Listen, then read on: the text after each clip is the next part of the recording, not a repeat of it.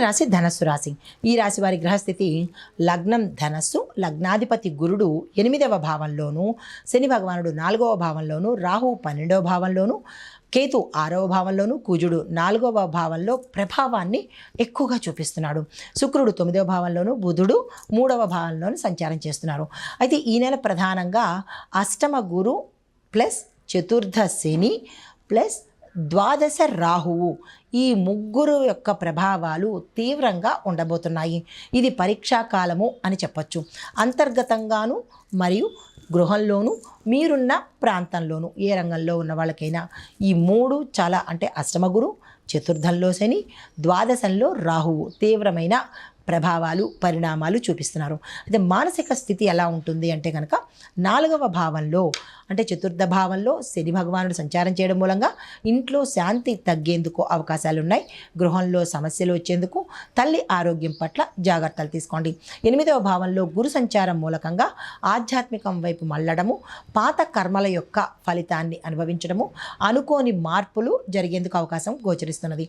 అయితే 12వ భావంలో రాహు సంచారం మూలకంగా ఒంటరితనము, విదేశీ ఆలోచనలు, ఖర్చులు పెరగడము గోచరిస్తున్నది. ఈ నెల మీరు ధైర్యంగా ఓర్పుగా ముందుకు వెళ్ళవలసిన పరిస్థితి. అయితే వృత్తిలో చూసినట్టయితే కనుక 6వ భావంలో కేతు సంచారం మూలకంగా శత్రువుల మీద విజయం సాధిస్తారు. కోర్టు వ్యవహారాల్లో అనుకూలత, అంటే మీకు తీర్పు వచ్చేటట్టుగా గోచరిస్తోంది. ఆరోగ్య రంగంలో ఉన్న వాళ్లకు శుభ ఫలితాలు, శుభ పరిణామాలు, దీంతో పాటు లాభాలు వచ్చే అవకాశం కనబడుతోంది. 8వ భావంలో గురువు ఉండడం మూలంగా ఆకస్మిక మార్పులు, శాఖ మారడం కానీ, బాధ్యతల్లో మార్పులు కానీ జరిగేందుకు, అంటే డిపార్ట్మెంట్ మారచ్చు, లేదా మీరు పనిచేస్తున్న బాధ్యత, అంటే ఏదైనా మీరు చేస్తున్న కేడరు మారే అవకాశాలు కనబడుతున్నాయి. పరిశోధనా రంగంలో, అంటే రీసెర్చ్ అండ్ డెవలప్మెంట్ ఈ భాగంలో పనిచేస్తున్న వాళ్లకు అభివృద్ధి అనేది గోచరిస్తున్నది.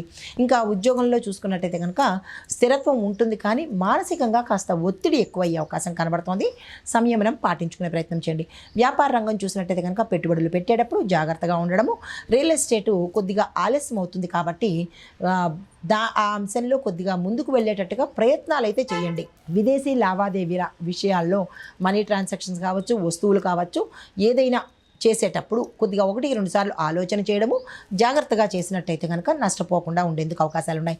శుక్రుడు 9వ భావంలో ఉండడం మూలంగా అంటే లాభము కొంత తగ్గే అవకాశం గోచరిస్తున్నది. గురువుల ఆశీస్సులు మీకు గురువులు కావచ్చు, లేదంటే గురు దైవం కావచ్చు, దత్తాత్రేయుడు కావచ్చు, ఇలాగ మీరు ఎవరైతే గురువు అనుకుంటారో ఆధ్యాత్మిక గురువులు అనమాట, వాళ్ళ యొక్క ఆశీస్సులు అనేది ఈ సమయంలో అవసరము. ఆర్థిక పరిస్థితి చూసినట్టయితే కనుక ఖర్చులు అధికంగా ఉంటాయి. మెడికల్, గృహ ఖర్చులు, అంటే ఇంట్లోనూ మెడికల్ ఖర్చులు, ఇవి కూడా ఎక్కువ అయ్యే అవకాశం ఎక్కువ కనబడుతుంది.